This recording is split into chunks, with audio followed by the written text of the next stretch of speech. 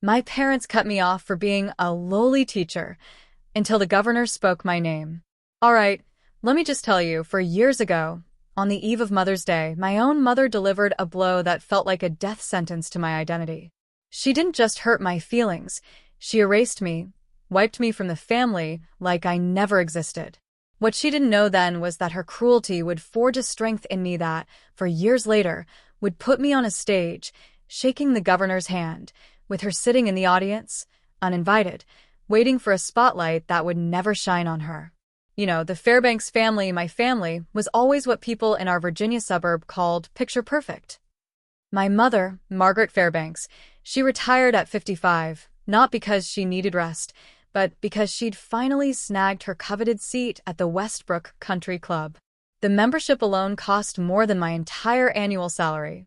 She wore her Hermes scarves like armor, always draped just so, always in those muted tones that screamed old money, even though our money was, let's be honest, barely a generation old. Then there was Victoria, my older sister, 38, a plastic surgeon in Richmond, her clientele boasting local news anchors and the wives of politicians. She'd post photos of her Rolex, just casually resting on restaurant tables, her perfectly manicured nails wrapped around champagne flutes at charity galas. Every Thanksgiving, she'd update us on her latest subtle work, as if we couldn't see the tightening around her eyes, the lips that swelled a little more each year. And Bradley, my brother, 40 years old, a corporate lawyer in D.C. He drove a Mercedes G-Wagon, which he always made sure to park in the most visible spot at every family gathering. He had a wife, Carolyn, who collected designer handbags the way some people collect stamps, methodically, obsessively, always on the hunt for the next limited edition. And then there was me, Ingrid, the youngest, the one who never quite fit into the Fairbanks family portfolio. I was a fourth-grade teacher at Maple Creek Elementary, a small school tucked into the rolling farmland about 90 miles from my mother's pristine colonial revival. My Honda Civic was 12 years old. My apartment could literally fit inside Victoria's walk-in closet. But here's the kicker. At those country club brunches, no one ever mentioned having 3 successful children. My mother had 2, a doctor and a lawyer. Never 3. Never me. It's not like I chose teaching because I couldn't do anything else. When I graduated high school, I had a 4.1 GPA and a full scholarship offer for pre-med at UVA, the exact path Victoria had taken a decade before. My mother had already ordered the future doctor bumper sticker for her car, told all her friends at the club. The narrative was set. But that summer, I volunteered at a literacy camp for underprivileged kids. There was this boy, Marcus Jr., 8 years old, couldn't read past a first-grade level, had been told his whole life he was slow. By August, he was devouring chapter books. The day he finished Charlotte's Web on his own, he hugged me so tight, I thought my ribs would crack. That was the moment. I knew. I called my mother that night, told her I was declining the pre-med scholarship. I was going to study education. I wanted to teach elementary school. The silence on the other end of the line lasted 17 seconds. I counted every single one. "You're throwing your life away," she finally said. "For what? A government salary and ungrateful children?" She didn't come to my college graduation, claiming a conflict, a garden party at the club. Victoria sent a card with a $50 check and a note that read, "Good luck with your little career." I cashed the check, I needed groceries, but I never forgot the message beneath those words. Asterisk, you chose wrong. You chose less. And we will never let you forget it. Asterisk, I didn't choose to be poor. I chose meaning. To my mother, those 2 things were exactly the same. The exclusion didn't happen all at once. It crept in slowly, like mold in the corners of a neglected room. Thanksgiving 2019. I arrived at my mother's house with a homemade sweet potato casserole, her favorite recipe, the one Grandma Ruth used to make. When I walked into the dining room, I found my place card at the small folding table in the corner, the one set up for Victoria's stepchildren and Bradley's toddler nephew. "Oh, honey, we just ran out of room at the main table," my mother chirped, adjusting her pearl earrings. "You don't mind, do you? You're so good with children." I was 30 years old. Christmas that year was worse. I'd spent 3 weeks knitting my mother a cashmere scarf in her favorite shade of dove gray. When she opened it, she held it up, smiled thinly, and said, "How handmade." Then she turned to Victoria, who'd gifted her a Chanel clutch, and spent the next 20 minutes raving about the stitching, the hardware, the craftsmanship. My scarf? It ended up in the coat closet. I found it there 2 months later, still in the tissue paper, tags I'd carefully removed stuffed back inside. But the final blow, the one that truly broke something inside me, came on her birthday in early 2020. I called to ask what time dinner was. "Oh, Ingrid," she said, her voice dripping with practiced regret. "The restaurant only had 6 seats available. Your father, Bradley and Carolyn, Victoria and her date. You understand, don't you? Family comes first. 6 seats. And somehow I wasn't family enough to fill one of them. But all of that, the folding table, the forgotten scarf, the restaurant that didn't have room, none of it prepared me for what came next. The only person in my family who still treated me like I existed was my cousin Rachel. She was 24 then, my Aunt Patricia's daughter, 8 years younger than me. We'd been close since she was a kid. I used to babysit her, take her to the library, help her with homework when her own parents were too busy fighting. Rachel was the kind of person who noticed when you were hurting, even when you tried to hide it. The night before Mother's Day 2020, my phone rang at 11:47 p.m. Rachel's name lit up the screen. When I answered, her voice was shaking. "Ingrid, I need to tell you something. I didn't know if I should, but you deserve to know." My stomach dropped. "What happened?" "Check your WhatsApp." The family group. I opened the app, scrolled to Fairbanks Family Dinner, the group my mother had created 3 years ago to coordinate holidays. I wasn't in it anymore. "Rachel, I know. They removed you. Your mom asked Victoria to do it last week, but she only got around to it tonight." Rachel's voice cracked. "Ingrid, I'm so sorry. I screenshotted everything. I'm sending it to you now." My phone buzzed. One image, then another. I stared at the screen, at my mother's words, frozen in digital ink. And something inside me went very, very quiet. "Why are you telling me this?" I whispered. "Because you're my family," Rachel said. "Even if they've decided you're not theirs." I saved those screenshots in a folder I titled Proof. I didn't know then that I'd need them. I just knew I couldn't let those words disappear. I read that screenshot 47 times that night. Not because I didn't understand the words, I understood them perfectly. I read them over and over because some part of me kept searching for a loophole, a phrase that might mean something different, a context that could soften the blow. There wasn't one. The message was from my mother, posted in the family group at 8:32 p.m. Reminder, Mother's Day dinner at the Jeffersons 7 p.m. sharp. All my children will be there. All my successful children. Ingrid chose to be a lowly teacher. I no longer see her as my daughter. Please don't mention her name tomorrow. Below it, Victoria had replied with a heart emoji. Just a heart. No protest. No hesitation. Bradley's response. "Understood, Mom." 2 words. That's all I was worth to my brother. 2 words, and total compliance. I sat on the edge of my bed in my tiny studio apartment, phone clutched in my hands. And I didn't cry. I wanted to, God. I wanted to fall apart, to scream into a pillow, to call my mother and demand an explanation. But what would that change? She'd made her decision. She'd announced it to the family like a press release. Ingrid is no longer one of us, and everyone had agreed. I stayed awake until 2 a.m., staring at those messages, reading the timestamps, noticing that not a single person, not my father, not my aunt, not anyone had pushed back. Rachel was the only one who'd thought to warn me. By sunrise, I'd made a decision of my own. If my mother wanted me gone, I would be gone. Completely. On my own terms. But I would not forget, and I would not delete those screenshots. Some receipts you keep forever. Mother's Day morning, I woke up to silence. No calls, no texts, no awkward "we miss you, wish you could make it" from Victoria. Nothing. For the first time in 30 years, I didn't send my mother flowers. I didn't call to wish her a happy day. I didn't drive 90 miles to sit at a corner table while she pretended I didn't exist. I made myself coffee. I graded papers. I went for a walk along the creek behind my apartment complex and watched the water catch the morning light. And I thought about my options. I could call her, confront her, demand to know why she'd said those things, why she'd cut me out, why being a teacher made me unworthy of her love.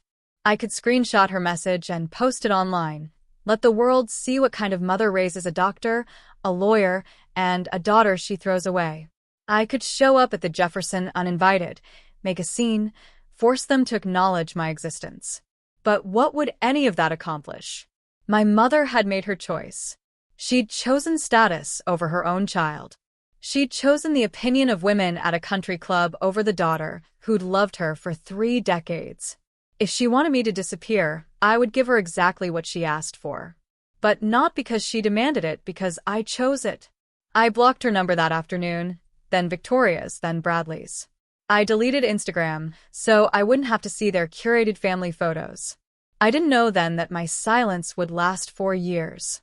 I didn't know that those 4 years would change everything. All I knew in that quiet moment was this: I would not beg to be loved by people who saw me as a stain on their reputation. The world kept spinning, and the Fairbanks family kept pretending I was never part of it. 6 months after that Mother's Day, Rachel called me with an update I hadn't asked for. "Thanksgiving photos are up," she said quietly. "Victoria posted them an hour ago." I told myself I wouldn't look. I lasted 3 hours. The image showed my mother at the head of her formal dining table, flanked by Victoria and Bradley, their spouses arranged perfectly behind them. Crystal stemware caught the light. A massive turkey glistened in the center. The caption read, "Grateful for my amazing family. Mom, you raised us right." 3 people, not 4. My chair wasn't even empty. They'd simply reconfigured, as if the table had always been set for 6 instead of 8. By Christmas, I'd stopped torturing myself with social media. But Rachel still called. "Your mom tells everyone you're doing volunteer work in Africa," she said. "Some kind of education nonprofit. Very prestigious. Can't come home because you're changing lives overseas." I laughed, the bitter kind that scrapes your throat. She's lying to cover up that she disowned me. She's lying so no one asks questions. So she doesn't have to admit she kicked out her own daughter for being a teacher. Rachel paused. "Ingrid, she told Mrs. Patterson at the club that you were nominated for some international teaching award in Kenya." I hadn't left Virginia in 3 years. That's when I understood. My mother didn't hate me. She hated what my existence said about her. So, she'd invented a version of me she could brag about, a humanitarian hero, conveniently unreachable. The real me, the one who taught 4th grade 90 miles away? I was already a ghost. I met Marcus Webb on a Tuesday in October, surrounded by pumpkins and giggling 9-year-olds. His farm, Webb Family Organics, was a local legend. 50 acres of rolling hills, heritage vegetables, a small orchard where families came every fall to pick apples and take photos against the red barn. I'd brought my 4th graders on a field trip to learn about sustainable agriculture. Marcus was waiting by the tractor when our bus pulled up, tall, broad-shouldered, with kind eyes and soil permanently embedded under his fingernails. He shook my hand and said, "You must be Miss Fairbanks. My daughter hasn't stopped talking about you." His daughter was Lily, 5 years old, golden curls and a smile that could melt glaciers. She was in my colleague's kindergarten class, but I tutored her twice a week after her mother passed away from cancer the year before. "Lily is an incredible kid," I told him. "Smart as a whip, curious about everything." Something shifted in his face, gratitude, maybe, or recognition of a kindred spirit. "She says you're her favorite teacher in the whole school, even though you're not technically her teacher." He smiled. Her words. That field trip turned into a phone call. The phone call turned into coffee. Coffee turned into a picnic under the old oak tree on his property, where Marcus asked about my family, and I told him the truth. "I don't have one," I said. Or, "They decided they don't have me." He didn't ask for details. He didn't push. He just handed me a slice of apple pie his late wife's mother had taught him to make and said, "Family isn't always blood, Ingrid. Sometimes it's the people who show up when everyone else leaves." That was the moment I started believing him. 2 years passed like pages turning in a book I was finally writing for myself. In 2022, Marcus and I got married. Not at a country club, not with 300 guests and a 12-tier cake. We exchanged vows under the oak tree where we'd had our first real conversation, with Lily as our flower girl and a handful of friends who'd become family. I officially adopted Lily that same year. The day the paperwork came through, she handed me a crayon drawing of 3 stick figures holding hands under a yellow sun. On the bottom, in wobbly kindergarten letters, she'd written, "My mom, my dad, me." I keep that drawing in my desk at work. Some days, when the world feels heavy, I pull it out just to remember what matters. I finished my master's degree in educational leadership through night classes and summer sessions, typing papers at 11 p.m. after Lily was asleep, studying during my lunch breaks, determined to prove that ambition didn't require abandoning the students I loved. When a position opened up for assistant principal at Maple Creek Elementary, I applied. The interview panel consisted of 3 school board members, including Marcus, who recused himself from voting. I got the job anyway. Through all of it, I stayed invisible. No social media, no press releases, no proud announcements to the family that had erased me. Somewhere in Richmond, my mother was still telling people I was saving children in Africa. Somewhere in D.C., Bradley was still pretending he'd never had a second sister. Somewhere online, Victoria was posting photos of family dinners at tables that would never have a place for me. They had no idea who I'd become. And I wasn't ready to tell them. Not yet. The phone call came on a Thursday afternoon in March 2024. "Mrs. Fairbanks Webb?" The voice was formal, precise. "This is Diana Morrison from the Virginia Department of Education. The board has reviewed your application, and I'm pleased to inform you that you've been selected as the new superintendent of schools for Clark County." I sat down on the edge of my desk, my legs suddenly uncertain. Superintendent. The position I'd applied for on a whim, never believing I'd actually be considered. Overseeing 12 schools, 4,000 students, 200 teachers. "Are you certain?" I managed. "Your track record speaks for itself. Literacy rates up 18% in 3 years. Teacher retention the highest in the region. The mentorship program you developed is being adopted statewide." A pause. "Dr. Hart specifically recommended you. She said you were the best educator she'd ever worked with." Eleanor Hart, my mentor from my first year teaching, now the state education commissioner. I hadn't spoken to her in months. The announcement hit the local papers 2 weeks later. "Local teacher rises to superintendent." A small headline in the Shenandoah Valley Voice, complete with my photo from the school district website. I didn't think anyone in my family would see it. I was wrong. Rachel called that evening, breathless. "Ingrid, your sister just posted that article in the family group chat with the caption, 'Isn't this our Ingrid?'" My stomach tightened. What did my mother say? Nothing. She hasn't replied. But Rachel hesitated. "I was at Aunt Patricia's when it happened. Your mom called Victoria immediately. I could hear her through the phone. Ingrid, she was furious. Furious that I got the job. Furious that she didn't know. Furious that she's been telling everyone you're in Africa, and now there's proof you've been here the whole time." The email arrived 3 days later. The subject line read, "From your mother." I almost deleted it unread. Almost. "My dearest Ingrid," it began. "I saw the wonderful news about your promotion. I always knew you had it in you. We should meet for lunch soon. I'd love to hear about everything you've accomplished. Mother's Day is coming up. It would mean so much to have the whole family together again." No apology. No acknowledgement of the 4 years of silence.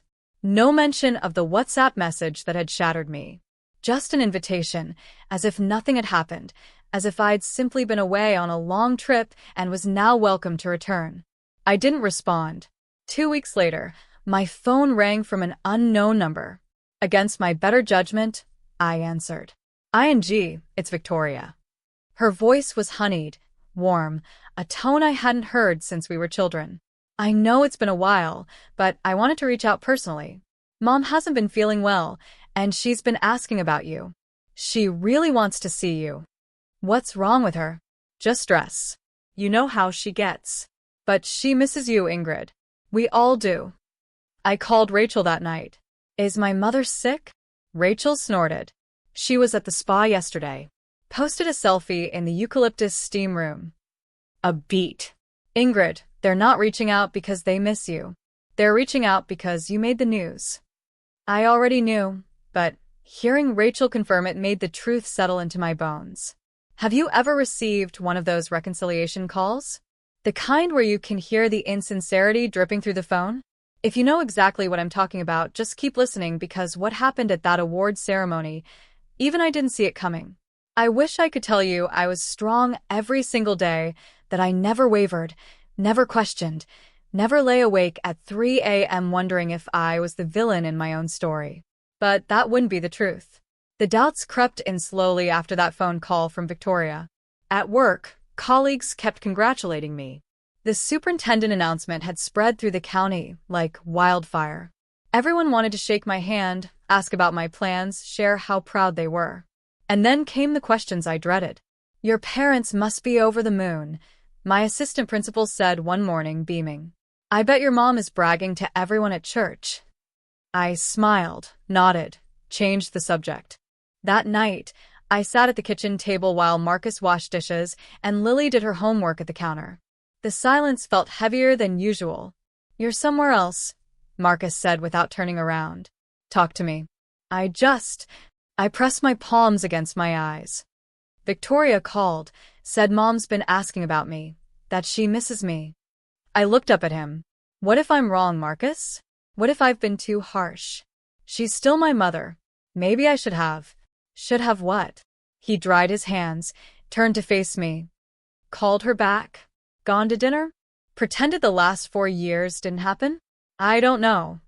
My voice cracked. I just keep thinking everyone forgives family, right? That's what you're supposed to do. What if I'm the bad guy here? Marcus didn't answer immediately. Instead, he walked to the office, disappeared for a moment, and returned with his laptop. I want to show you something, he said. Something I've been saving for a moment exactly like this. Marcus set the laptop on the table and opened a folder labeled, Ingrid, do not delete. Inside were files I'd almost forgotten existed. The first, a screenshot of my mother's WhatsApp message, the one Rachel had sent me 4 years ago. The timestamp glowed in the corner, May 9th, 2020, 8:32 p.m. The words hadn't changed. I no longer see her as my daughter. The second, my mother's email from 2 weeks ago. My dearest Ingrid, no apology, no acknowledgement. The third, a photo from Victoria's Instagram, Thanksgiving 2020. The family portrait with the empty space where I should have been. The caption, Mom, you raised us right. I saved everything, Marcus said quietly. Every message Rachel forwarded, every photo that showed up online. I backed it all up to the cloud with timestamps and metadata because I knew this day would come. He sat across from me. I knew there'd be a moment when you'd forget why you walked away, when you'd start wondering if you were the one who failed. I stared at the screen, at the evidence of my own erasure, and felt something shift inside me. You didn't fail, Marcus continued. You survived. You built a life. You became someone, not despite them, but without them. He reached across the table and took my hand. You don't owe forgiveness to people who never asked for it. You only owe yourself the truth. I closed the laptop slowly. Rachel sent you something else, I said. What is it? Marcus hesitated. Are you sure you want to see? I nodded. He pulled up one more screenshot. A new message from the family group chat, dated just yesterday. And when I read it, everything became clear. The screenshot was from the Fairbanks family group chat, the one I'd been removed from 4 years ago. My mother's message glowed on the screen, dated the day before. Wonderful news. Ingrid is being honored at the State Teacher of the Year ceremony next month. It will be televised. I've already confirmed our attendance. We'll arrive early, sit in the family section, and join her on stage for photos. Victoria, wear your red Valentino. Bradley, bring Carolyn. This is an opportunity to show everyone that the Fairbanks family stands together. Victoria's response. Already picked out my dress. Should I bring flowers? Bradley. I'll clear my schedule. Good PR move. Not a single person had asked if I wanted them there. Not a single message mentioned reconciliation, an apology, or even a private conversation before showing up at the biggest moment of my career. They're planning to hijack your ceremony, Marcus said, his voice tight with controlled anger. Walk in like nothing happened. Pose for cameras. Take credit. I read the messages again, slower this time. My mother's words echoed in my head. This is an opportunity, not I miss my daughter, not I was wrong, an opportunity to fix her reputation, to reclaim the narrative, to stand beside me in my moment of triumph and pretend she'd been there all along. They don't want me back, I said, the realization settling cold and final in my chest. They want the version of me they can show off. Marcus nodded. So, what are you going to do? I looked at the screenshot one last time, at my mother's careful orchestration, my siblings' eager compliance, the complete absence of anything resembling remorse. I'm going to let them come, I said quietly, and then I'm going to tell the truth. We gathered around the kitchen table that night, Marcus, Rachel on video call, and me, like generals planning a campaign. You could uninvite them, Rachel suggested. Call security, have them removed if they try to enter. Then I'm the villain, I said. The ungrateful daughter who barred her own mother from her award ceremony. That's the story they'll tell everyone. So, what's the alternative? Marcus asked. Let them waltz in and pretend they've been supporting you this whole time? I'd been thinking about this for hours, running scenarios, weighing options. No, I said finally. I let them come. I don't cause a scene beforehand. I don't warn them or confront them. I took a breath. And then, when I give my acceptance speech in front of 500 educators, television cameras, and the governor of Virginia, I thank my family. Rachel's face on the screen went still. Ingrid, I thank my family, I repeated. My husband, Marcus, who believed in me when no one else did. My daughter, Lily, who taught me what unconditional love looks like. And that's it. That's the whole list. Silence hung in the air. You're not going to mention them at all? Marcus said slowly. Why would I? They're not my family.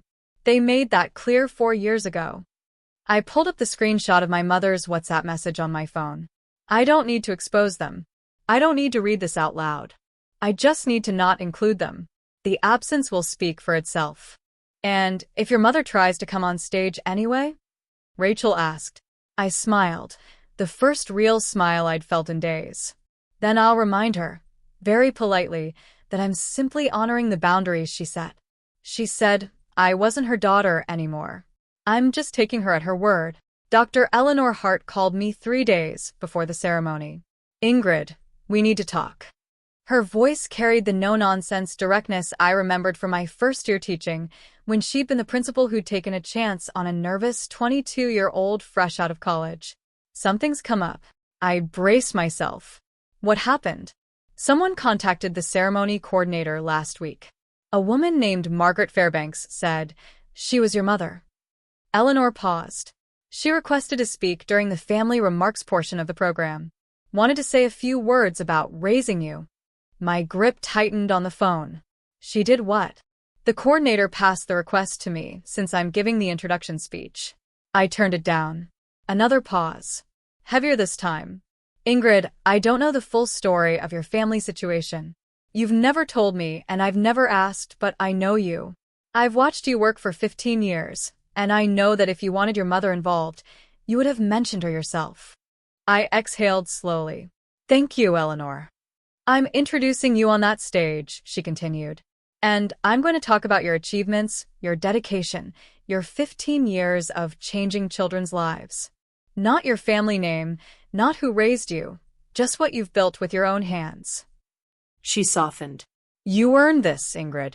Nobody gets to rewrite that story but you.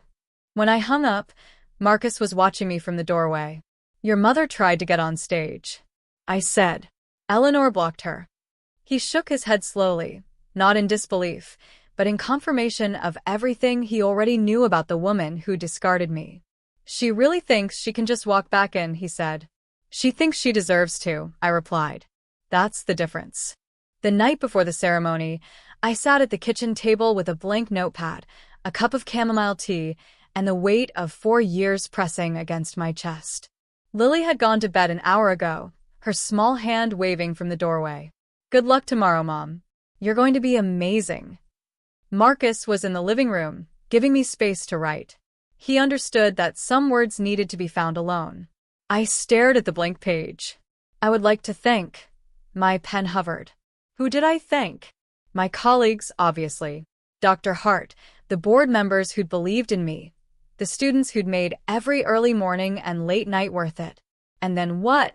I thought about my mother, about the woman who'd hosted country club luncheons while telling her friends I was saving children in Africa, who'd erase me from family photos like airbrushing out a blemish, who was at this very moment probably laying out her outfit, practicing her proud mother's smile, rehearsing whatever speech Eleanor had already denied her.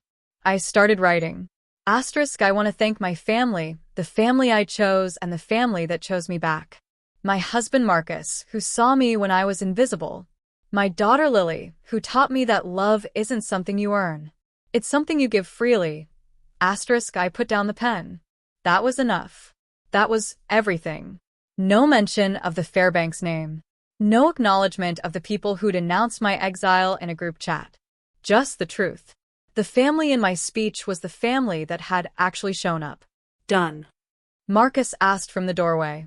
Done, I said. Tomorrow, I would stand in front of 500 people, and for the first time in 4 years, I would let my silence speak. The Virginia state capitol had never looked more imposing. I'd seen photos of the building my whole life. Thomas Jefferson's neoclassical design, the white columns, the dome that seemed to touch the sky. But standing at the entrance in my navy blue dress, Marcus on my arm, and Lily holding my hand, I felt like I was walking into history. The ceremony was being held in the House chamber. 500 chairs arranged in precise rows. Each one filled with educators from every corner of the state, principals, teachers, school board members, superintendents like me who'd spent their careers in classrooms before ascending to offices. And cameras. 3 news crews, including a live feed to the Department of Education's website. I signed in at the registration table. A volunteer handed me my badge. Ingrid Fairbanks Webb, 2024 Virginia State Teacher of the Year. Congratulations, she said warmly. Your family must be so proud. I smiled. They are.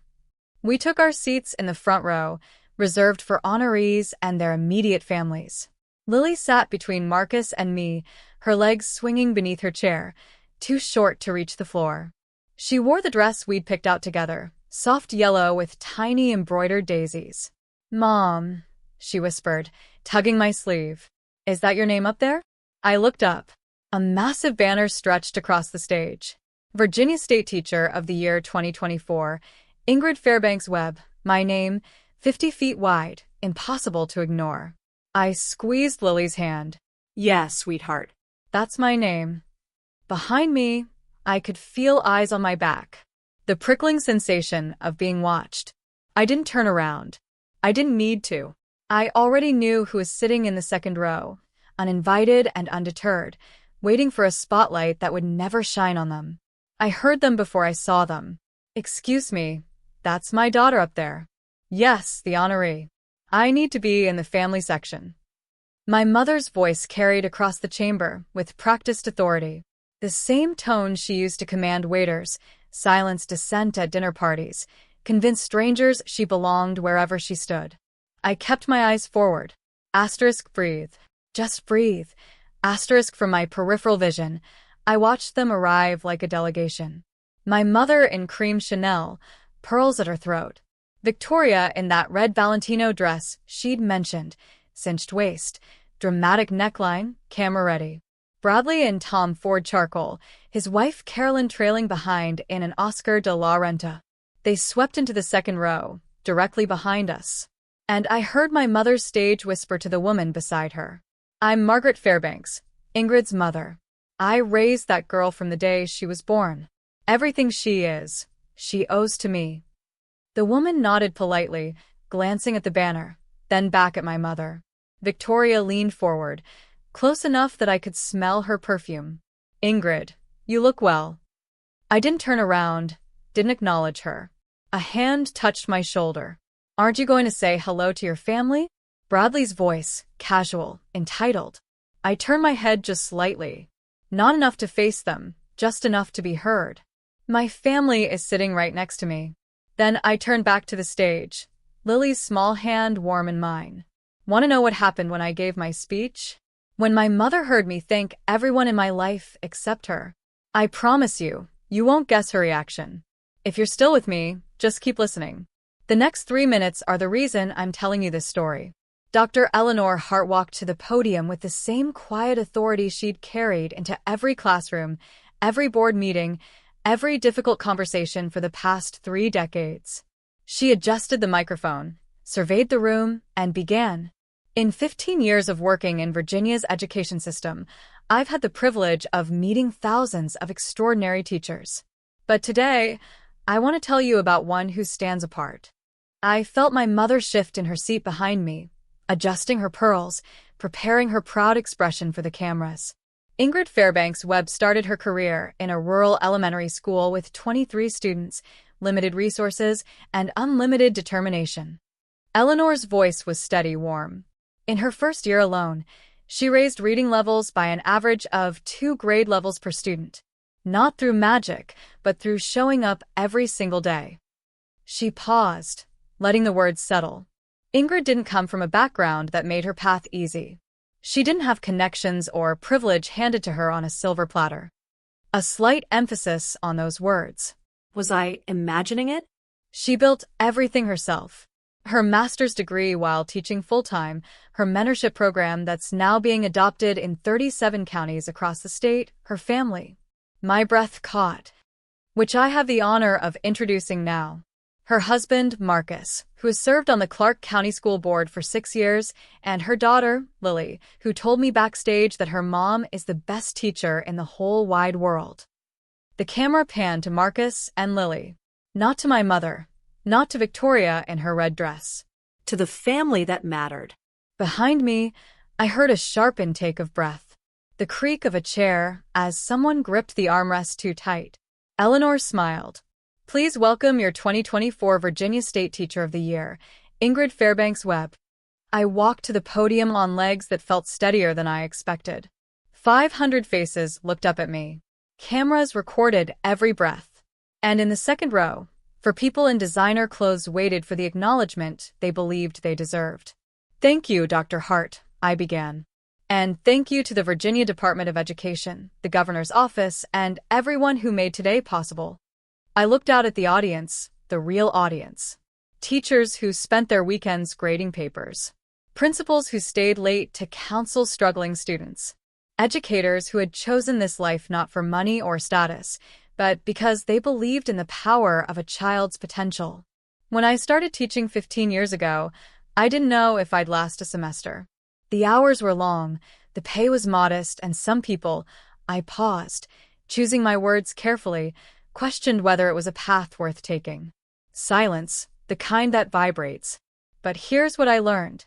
Teaching isn't about proving anything to anyone.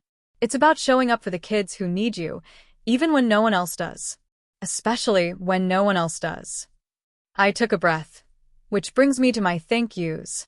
To my colleagues at Maple Creek Elementary, you are my village. To Dr. Hart, who saw something in me when I was just a nervous 22-year-old with a dream, I owe you more than words can say. I turned toward the front row. And to my family, I smiled at Marcus, at Lily, my husband Marcus, who believed in me when I'd stopped believing in myself. My daughter, Lily, who reminds me every single day what unconditional love looks like. I stopped. That was the list. Behind me, someone in the second row stood up. Ingrid. My mother's voice. I didn't turn around.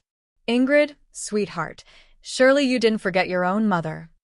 Margaret's voice rang through the chamber, her tone halfway between wounded and commanding. the kind of voice designed to make everyone in the room sympathize with her. The neglected mother, overlooked by her ungrateful child. I heard movement behind me, heels clicking against marble. She was walking toward the stage. 500 heads turned, cameras swiveled. The moment stretched like taffy, sticky and inescapable. My mother reached the bottom of the stage steps, her cream Chanel catching the light, her practiced smile firmly in place. I'd just like to say a few words about my daughter, about how proud I am of everything she's. Mrs. Fairbanks. My voice came out calm, quiet, amplified by the podium microphone for everyone to hear. She stopped mid-sentence, one foot on the first step. "Thank you for attending," I said, meeting her eyes for the first time in 4 years. But the family portion of my speech has concluded. Her smile flickered just for a second, a hairline crack in the facade.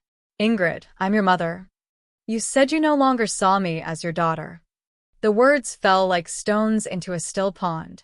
4 years ago, in a group message, you said I chose to be a lowly teacher and that I was no longer part of your family. Gasps rippled through the audience, a murmur of voices. Someone dropped a program. "I've simply honored your decision," I continued evenly. "The family I thank today is the family that stood by me, the family that didn't require me to prove my worth through a job title or salary." A security guard approached Margaret gently, gesturing back toward her seat. She stood frozen, not moving forward, not retreating. For the first time in my life, my mother had nothing to say. The silence lasted exactly 4 seconds. Then, from somewhere in the middle of the chamber, a woman stood up. Gray-haired, mid-60s, wearing a simple cardigan and glasses that had seen thousands of classrooms.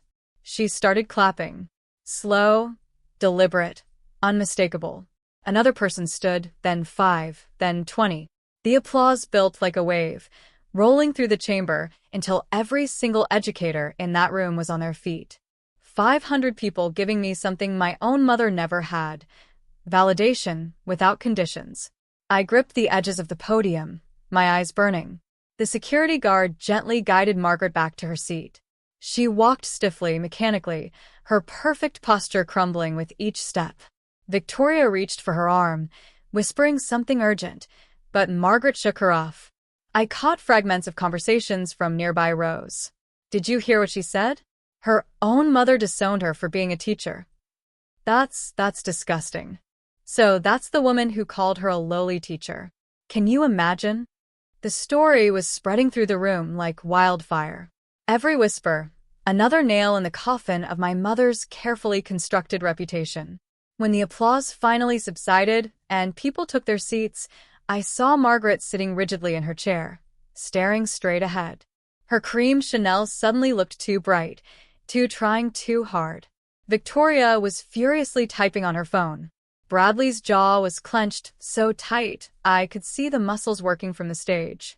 And in the front row, Lily was looking up at me with shining eyes.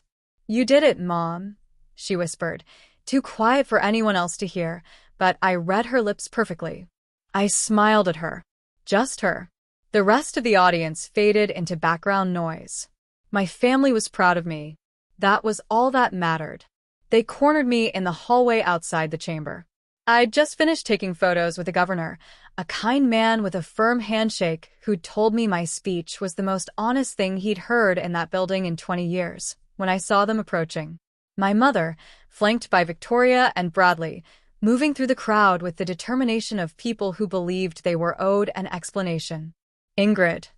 My mother's voice was low now, stripped of its performance quality. "We need to talk. Privately." I kept my tone pleasant, professional. "If you have something to say, Mrs. Fairbanks, you can say it here." Her eyes flickered to the people around us. Other honorees, their families, a journalist scribbling notes. "You humiliated me in front of everyone. On television." I stated a fact. I pulled out my phone, unlocked it, and held up the screenshot that had lived in my camera roll for 4 years. "This is the message you sent on May 9th, 2020. I no longer see her as my daughter. Your words. Your decision. I simply honored it." My mother's face went pale. I was upset. You know how things get taken out of context. Context. I showed her the timestamp, the sender ID, the heart emoji from Victoria, the understood mom from Bradley. This was a group message telling everyone in our family to pretend I didn't exist. There's no other context. Bradley stepped forward. Ingrid, let's be reasonable. I was reasonable for 30 years. My voice stayed calm. I was reasonable when you seated me at the children's table. Reasonable when Mom forgot my graduation. Reasonable when you all decided my career made me disposable. I tucked my phone away. I'm done being reasonable. Victoria's mask cracked first. This is ridiculous, she hissed, her red Valentino dress suddenly looking garish under the fluorescent hallway lights. We came here to support you. We rearranged our entire schedules. You came here for a photo op. I kept my voice level. I read your messages, Victoria. Should I bring flowers? That's not support. That's staging. Her face flushed. How do you? Who showed you that? It doesn't matter how I know. It matters that you all plan to show up at my ceremony, sit in my family section, and take credit for a success you spent 4 years ignoring. Bradley tried a different approach, his lawyer voice calm, reasonable, the tone he used to negotiate settlements. Ingrid, think about this from a PR perspective. The video's going viral. People are calling Mom what she is. I cut him off. You're making this worse for everyone. For the family name. I haven't had that name in 2 years. I held up my hand, showing the simple gold band Marcus had placed there. I'm a web now. And funny thing about family names, they only mean something if the family behind them is real. Victoria stepped closer, her voice dropping to a fierce whisper. You think you're better than us, don't you? Just because you got some award. No. I met her eyes. I think I'm exactly what I've always been, a teacher. The same teacher you called lowly. The same teacher Mom was embarrassed to mention at her country club. I turned to look at all 3 of them. I didn't become better than you. You decided I wasn't good enough, and I stopped trying to change your minds. Behind me, I heard Marcus's steady footsteps. Lily's small hand found mine. Ready to go home? He asked. More than ready. I turned to face my mother one last time. She looked smaller somehow. The cream Chanel hung differently now. The pearls seemed less polished. For years of careful reputation building, undone in 3 minutes on a stage she'd never been invited to share. Mrs. Fairbanks, I said quietly, quiet enough that only she could hear. 4 years ago, you made a choice. You chose your image over your daughter. You chose the opinions of women at a country club over a child who loved you. Her lip trembled. The first crack in her armor I'd ever seen. I could hate you for that, I continued. I spent a lot of nights thinking I should. But here's what I realized. Hating you would mean you still controlled my life. And you don't. Not anymore. Ingrid, she managed.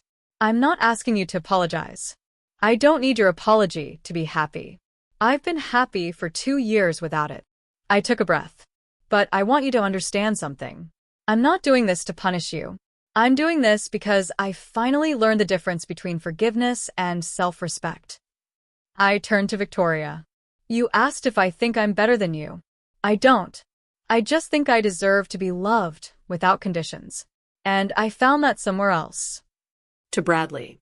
You were worried about the family name, but names are just words. Family is showing up. You didn't show up for 4 years. You don't get to start now. I stepped back, Marcus's hand warm on my lower back. Lily pressed against my side. Goodbye, Mrs. Fairbanks. Victoria. Bradley. I nodded once. I hope you find whatever it is you're looking for, but you won't find it with me.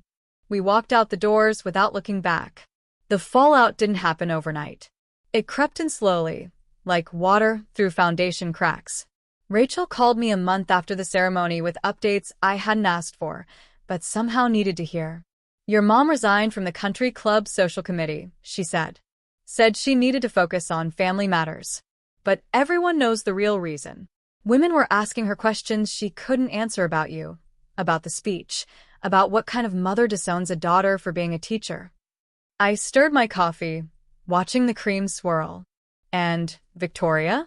She deleted all her family Instagram posts. Every single one. Someone in the comments of her practice page asked if she was the sister who sent a heart emoji when her mom disowned her sibling. Rachel laughed bitterly. Apparently, patients don't love knowing their plastic surgeon has a heart emoji to family cruelty response time of 30 seconds. Bradley had gone silent entirely. According to Rachel, he told their Aunt Patricia that the whole situation had been blown out of proportion and that he'd prefer not to discuss it. The professional class had its ways of punishing social missteps. No one was boycotting Victoria's practice or refusing to hire Bradley's firm, but there were whispers, side eyes at networking events, the subtle distancing that happened when people realized someone's shiny surface hid something rotten underneath. "Your mom's seeing a therapist," Rachel added quietly. "She told Aunt Patricia she wants to understand what went wrong." I set down my mug. Good for her. You don't want to know more? Maybe she's actually changing. Maybe she is. I looked out the window at the oak tree in our backyard, the one where Marcus and I had exchanged vows. But her changing doesn't change what happened. And it doesn't obligate me to go back. 6 months later, I learned what peace actually feels like. Not the absence of noise. Our farmhouse was never quiet. Lily practiced piano in the living room, her keys stumbling over for a lease with determined imperfection. Marcus argued with the tractor in the barn, convinced it understood his lectures about fuel efficiency. The chickens had opinions about everything. But underneath all that noise, stillness. The kind that comes from knowing exactly where you belong. I was still superintendent. The job was hard. Budget meetings, personnel conflicts, the endless paperwork of running 12 schools. But every morning when I walked into my office, I saw Lily's crayon drawing pinned above my desk. 3 stick figures, yellow sun, my mom, my dad, me. That was my daily reminder of what success actually looked like. On our 3rd wedding anniversary, Marcus and I had another picnic under the oak tree. Lily helped set up the blanket, spreading out plates of cold fried chicken and Marcus's mother's famous biscuits. The evening light turned everything gold. Someone from a publishing house called last week. Marcus mentioned casually, handing me a glass of lemonade. "They want you to write a book about your career, your journey, all of it." I shook my head before he finished. I don't want to live in the past. Even if it could help other people, other teachers who've been made to feel small? I thought about it. Really thought about it. If I ever tell this story publicly, I said finally, it'll be on my terms. Not for revenge, not for profit. Just to let someone else know they're not alone. Lily crawled into my lap, smelling like grass and sunshine. "Tell me a story, Mom." I kissed the top of her head. Once upon a time, there was a teacher who found her family. The letter arrived on a Tuesday in October, almost exactly 1 year after the ceremony. No return address on the envelope, just my name written in handwriting I recognized immediately. The careful cursive my mother had always prided herself on. The elegant loops she'd spent years perfecting at charm school in the 1970s. I sat at the kitchen table for a long time, just holding the envelope. Marcus came in from the barn, saw what I was holding, and sat down across from me without a word. "You don't have to open it," he said. "I know." I opened it anyway. The letter was 2 pages, handwritten on her personalized stationery, the cream cardstock with her initials embossed in gold. ING. I've written this letter 47 times. Each time I tried to explain, to justify, to make you understand why I did what I did. But the truth is simpler and uglier than any explanation I could give. I was afraid. Afraid of what people would think. Afraid of being judged. Afraid that your choices somehow reflected failures in me. I don't expect you to forgive me. I haven't even forgiven myself. I just want you to know I was wrong. Not upset or taken out of context. Wrong. And I'm sorry for every day you spent believing you weren't enough. You don't owe me a response. You don't owe me anything. But if you ever want to talk, not reconcile, just talk, I'll be here. Your mother, even if that word doesn't mean to you what it should. I read it twice. Then I folded it carefully and put it in the kitchen drawer. What are you going to do? Marcus asked. I don't know. I looked out at the oak tree, its leaves turning amber in the autumn light. But for the first time, I think I don't need to know yet. You know what kept me awake for months after all of this? Not anger, not even sadness. It was one question. Why? Why would a mother erase her own child? What kind of person looks at their daughter and sees a liability?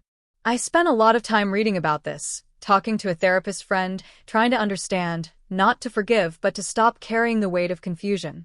Here's what I learned about people like my mother. Margaret Fairbanks grew up in a family where love was transactional.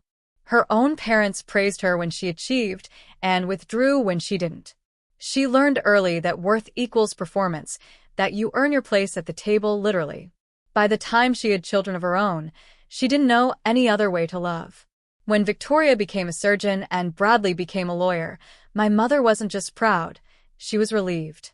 Their success proved she was a good mother. Their achievements were her achievements. Their status protected her from the shame she'd carried since childhood. And then there was me, the daughter who chose meaning over money, who picked a lowly profession that made Margaret feel exposed. Every time someone asked about her kids, she had to explain me. An explanation felt like failure. So, she did what scared people do. She cut out the part that hurt. It doesn't excuse her. Nothing excuses abandoning your child. But understanding this helped me realize something important. Her rejection was never about my worth. It was about her wounds. And here's the thing I want you to hear. If you've ever been in my shoes, you are not responsible for healing people who hurt you. You can understand them without excusing them. You can have compassion without giving them access to your life. Boundaries aren't walls built from anger. They're doors you get to control. If this story resonated with you, I have a question. Have you ever had to choose between keeping the peace and protecting your peace? Drop your answer in the comments. I read every single one. And if you want more stories like this, check out the video linked in the description. I think you'll find something that speaks to you. Thank you for being here. Thank you for listening. I'm Ingrid, and I finally know what family really means.